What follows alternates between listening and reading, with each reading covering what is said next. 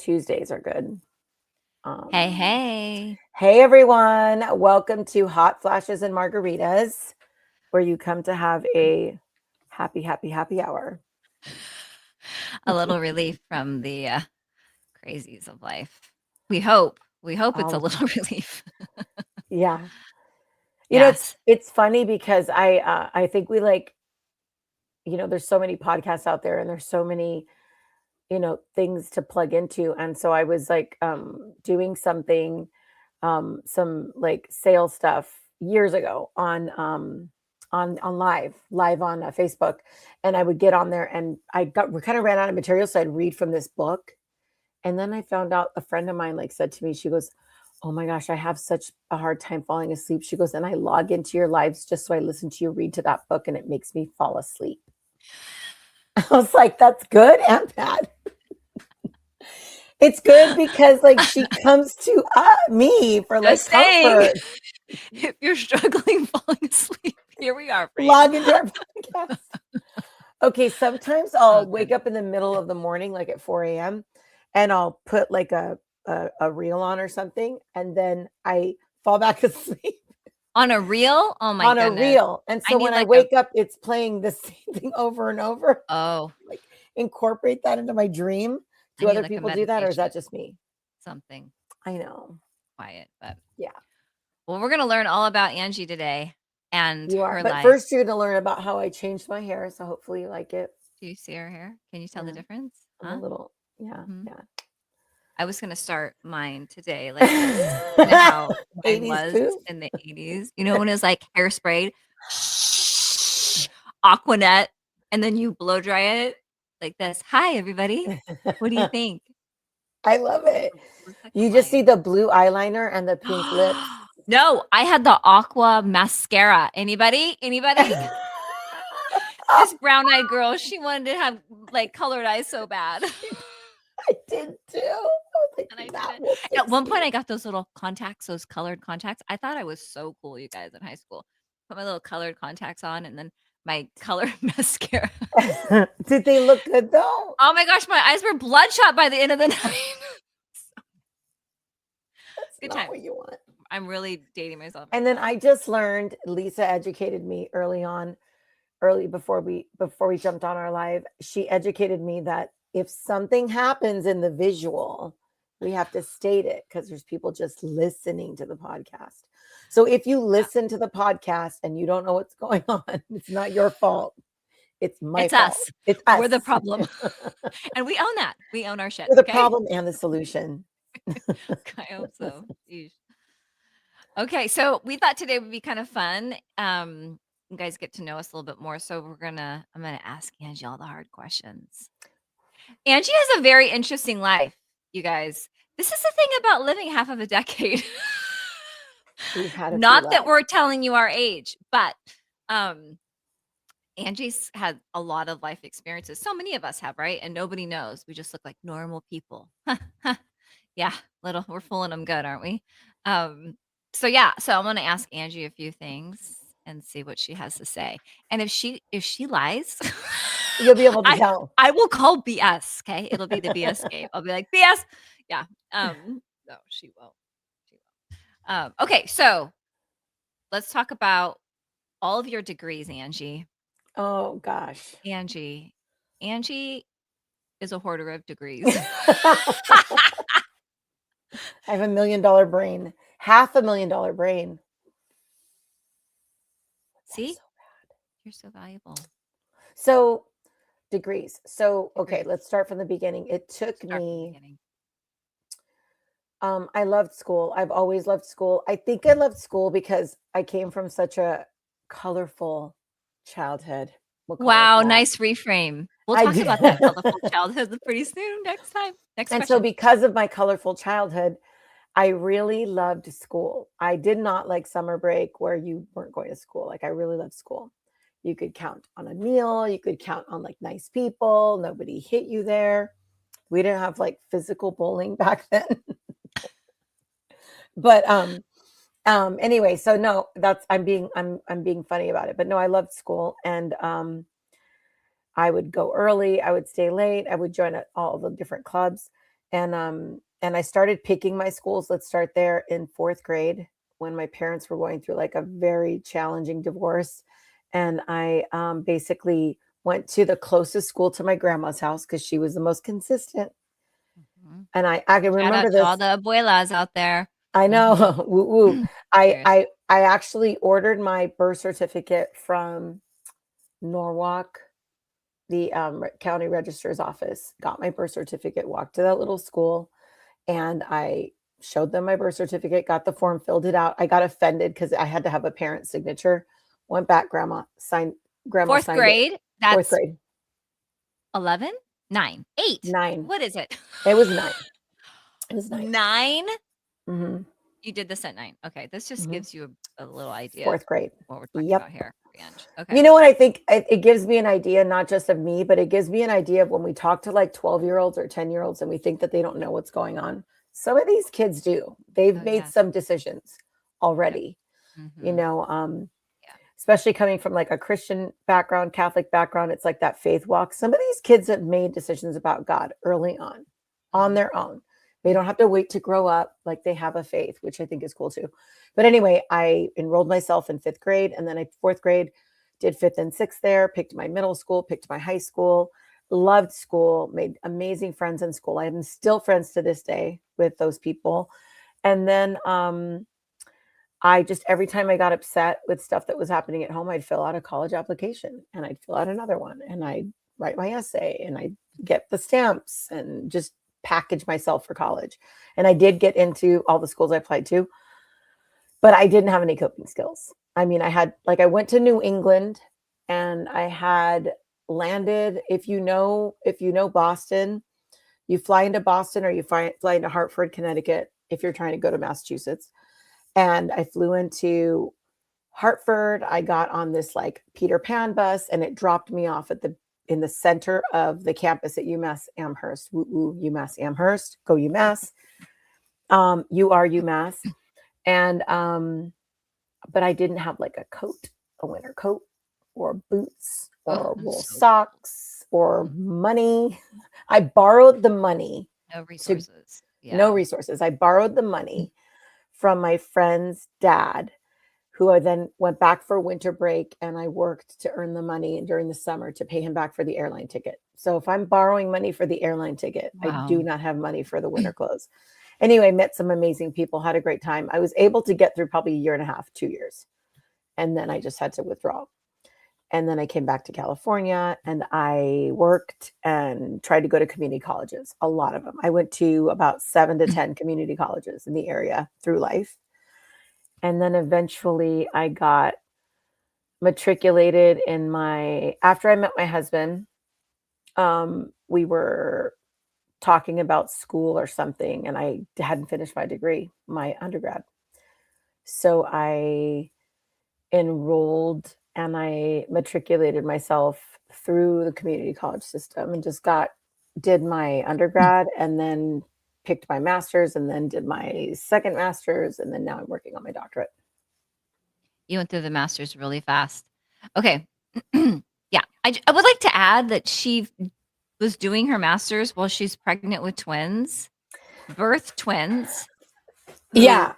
have some Yeah. special needs, and was writing papers, you guys. Like, it was In the everybody hospital bed on my iPhone. Shout out to the iPhone, okay? I know we love and hate it, everyone but was you like, can do a just degree assume on your iPhone. just assume, she was gonna pause, like, typically people do when they have a baby, not multiple babies. No, she A didn't a lot pause. of people told me that. They said, "You should wait until the kids are in school for you to do your degree," But I and think because it took the time it took you to get your bachelor's, that you were like, "No, I can't wait. I mm-mm. have to do it. I have to finish it now." You know? That's my Yeah, and I thinking. think once I had my children and I found out that they had special needs, I needed to know more about Yeah. clinically what they needed.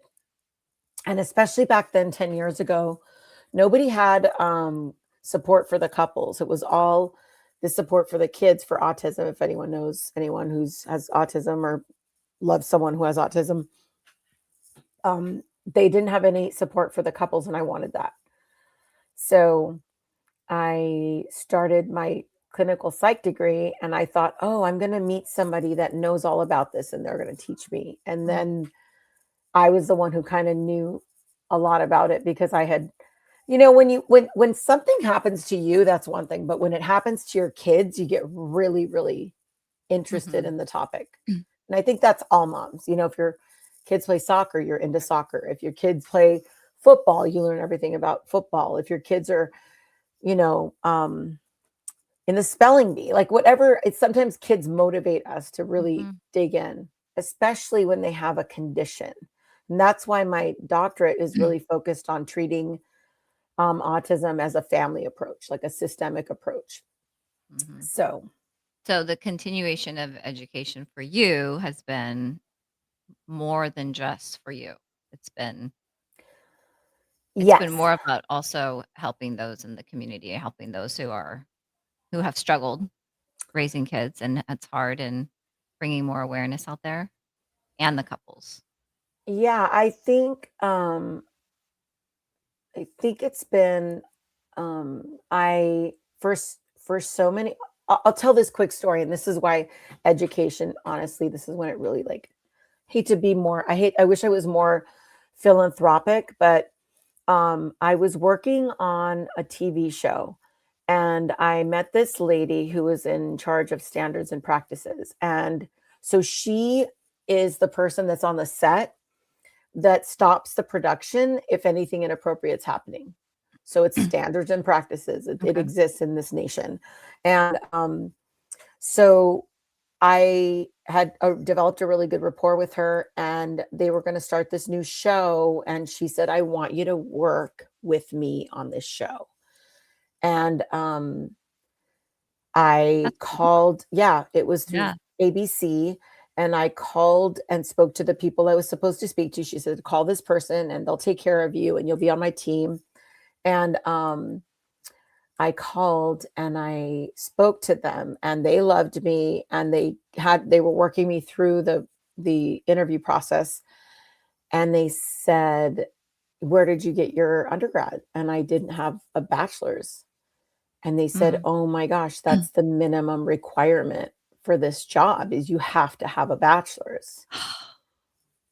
And that show went on to Mm. do 20 seasons and that show Oh, was and that show was called The Bachelor.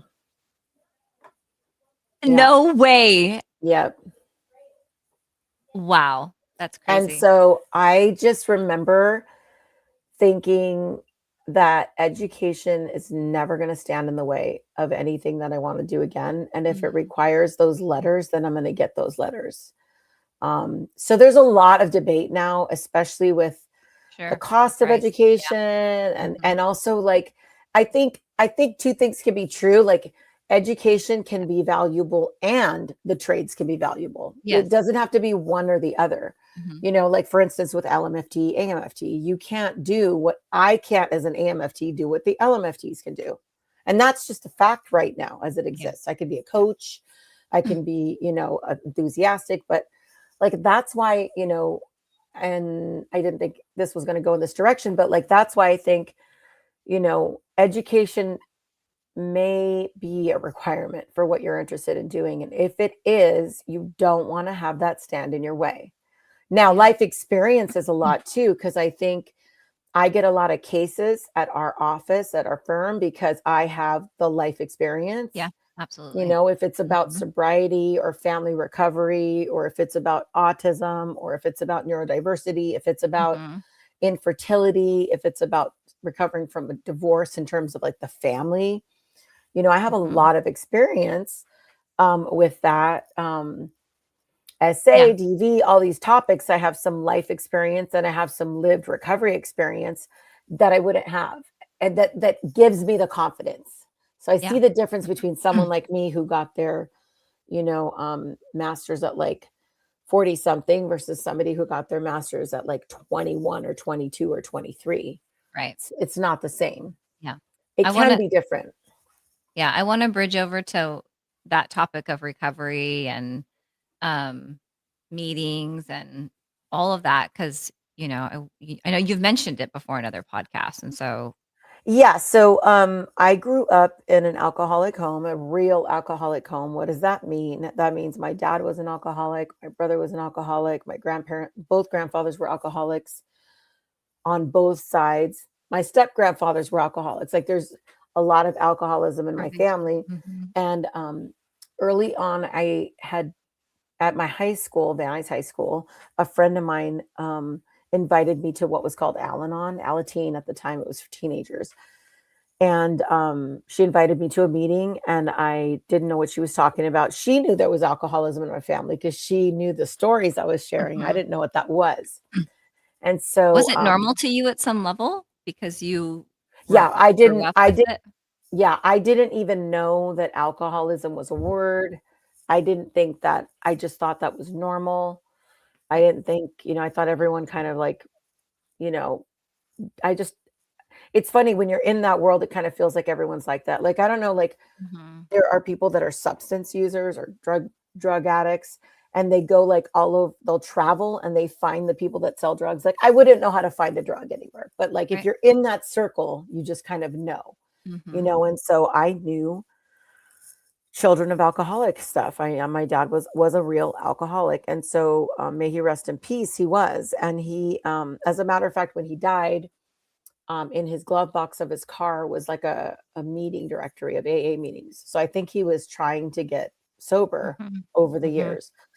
But I ended up going to college with the same friend who invited me to the Alateen meetings, and she invited me to Al-Anon meetings in college, and I started Mm. going to Al-Anon meetings, which is for friends and family members of alcoholics. It's not for the alcoholic or addict, it's for the children of, the Yep. relatives of, the wives of, girlfriends of, and sometimes it's even grandparents if your grandparents drink, you know, um, Because they have adult children of alcoholics too, yeah. right? Yeah. Mhm. So, I went to meetings, and I remember when I came back from Massachusetts and I could not complete my degree, um, they asked me if I had support coming back to California, and they do like an exit interview.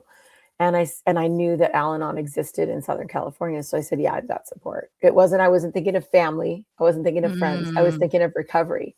And when I got back, I just went to meetings. I did everything. I went to meetings, I went to, retreats, I was volunteered and to be on committees, I went to Mhm. conventions, there's international conventions, I just did everything.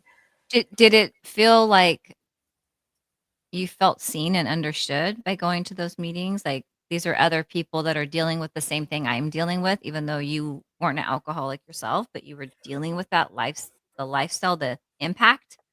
What it did for me was it honestly, I was joking earlier when I said no one hit me at school, but, like, I couldn't believe that there were nice people that had dealt with alcoholism that didn't want anything from me. They didn't need me to help them. I wasn't required Mm. to pay anything. It just was like, a magical place where I just came and listened and learned and brought my Mhm. truth. And I didn't kn it did I wasn't like a project to be fixed, right? But I also wasn't, I wasn't doing the fixing. And I don't know Mm. how to really Mhm. explain that. In my family system, I really was there to be to serve that family. Mm. And Mhm. there I could just receive and bring my biggest, scariest problem. I remember That's so one powerful. meeting one meeting I went to, my brother was going to Fairfax High School at the time, and he said that he was being bullied and that he was gonna bring a gun to school. And I couldn't fix it. I didn't know how to fix him or fix it. And I went to a meeting and I shared that at a meeting. And back then, there wasn't like what's happening now, but people listened to me and they helped me through that situation, and Mhm. that's help I couldn't have gotten at home or from Yeah. my family. Mhm.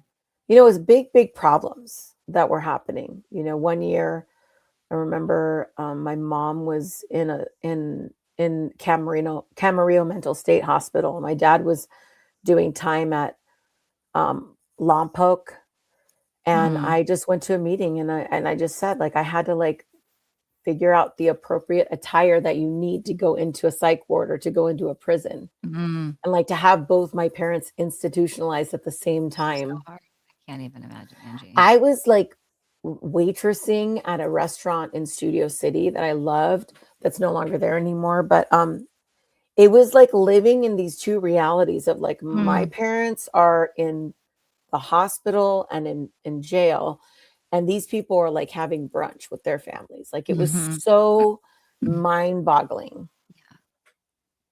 So Wow. recovery is just how do you walk through that? Mhm, mhm. How do you stay in the center of it and let it happen because you can't stop it Can't and you control can't it. fix it, but you also don't wanna deny it. You don't Mhm. wanna ignore it, you don't wanna pretend it's not happening. You wanna just be. And I use this analogy a lot in my mind. I don't really share about it that much, but I always think of the movie The Twister, which has been redone. But, if you watch, like, The Twister from, like, I think it was the '90s or maybe early 2000s, but anyway, um, the twister comes like, this tornado comes to their home, and there's like a water pipe that they're hanging on, and it's like a thrilling movie, but they're in the Mhm. middle of the twister. So they're hanging onto the water Mm. pipe, and the tornado's around them, and they're right in the center. And because Yikes. they're in the center of it, they're They're safe okay. and They're they're safe. calm. But if they move to the right or the left and try to, like, stop it, they're just gonna get destroyed. And I always think about that with Mm, alcoholism.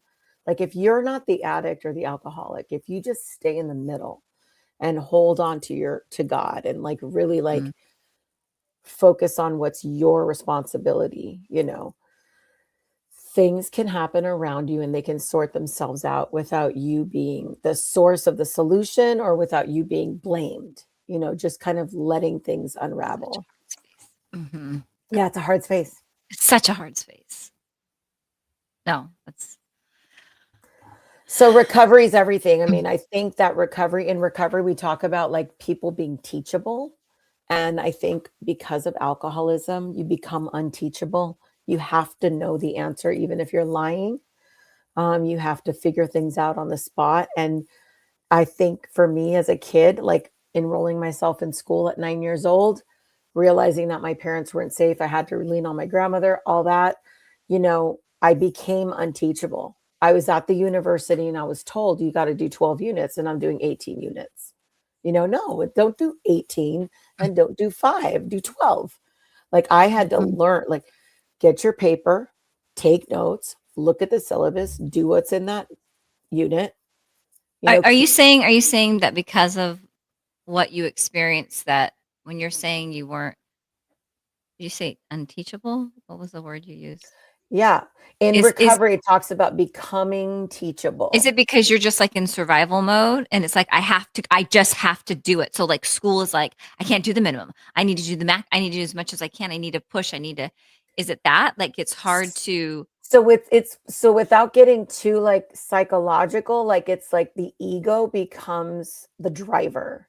The ego is in charge of making sure nothing bad happens and is I don't know if you're familiar with this, but, like, in psychology, like, children blame themselves for divorce. Mhm. Children, Very they do. If egocentric. they are Egocentric. egocentric, Mhm. exactly. So when you Mhm. grow up with this egocentric, like, if I wouldn't have been bad, my dad would have been sober. If I would have was Right. nicer, he'll be sober. If I'm skinny, he'll be sober. If I'm the daughter that he ever always wanted me to Yeah. be, he'll get sober. If he sees me, if I do better. And that creates this inflated ego. Yeah. Yet it has nothing to do with that. I mean, I have Mhm. children. My behavior, what I do, it's very little to do with them. They are the victims or the benefactors of Yeah. my choices. So that's what I mean. I mean that, I had just had a session with this young lady and her mom, was an alcoholic when she was young. And I recommended Al Anon. And she said, "Oh, no, no, no, no. My mom's not an alcoholic. She just she used to drink when I was young. And I mean, she was never there for me and I had to kind of raise myself, but she's not an alcoholic. And it's that denial that protects us. We Mhm. become this like Mm. closed system Yeah. because if we crack open, we're Mm. vulnerable, Mhm. you Yeah. know? Yeah. So that's what I mean. So I think, people develop eating disorders, they develop workaholism, they develop all these different OC Codependency. Mhm. codependency, OCD, all these patterns and behaviors to keep them safe Trying to manage themselves. Yeah. when really it gets you through the rough years, but that level of operating doesn't work in the real world with regular people, like in Mhm. society. Mhm. Like my dad, and I know people that are listening to this can relate to the abusive part because whether there's alcohol or not, people have gotten abused. But when you grow up in a home where you're being physically abused, you learn to lie.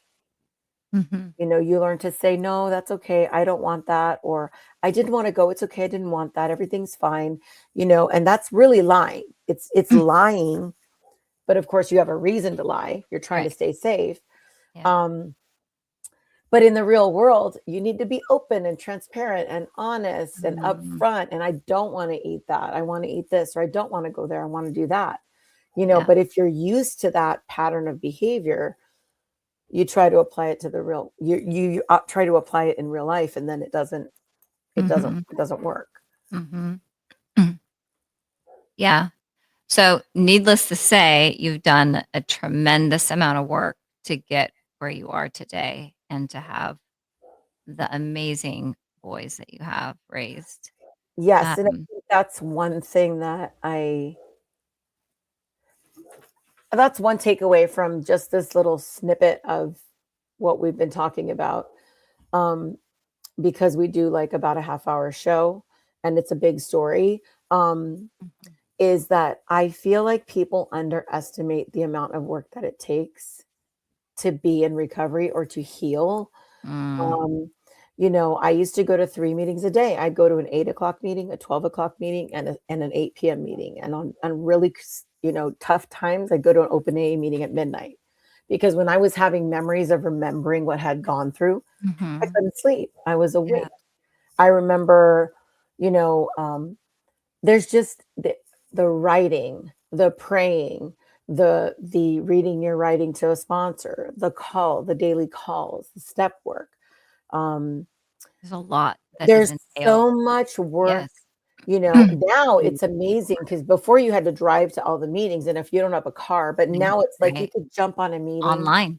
Yes. online in Australia if you're up Yeah. at night, and so it's Mhm. recovery is so accessible, but you have to do the work. And it's the same with people that come to therapy. They'll come to therapy for 50 minutes once a week or twice a month. Mhm. It's like you got to do the work. Yep.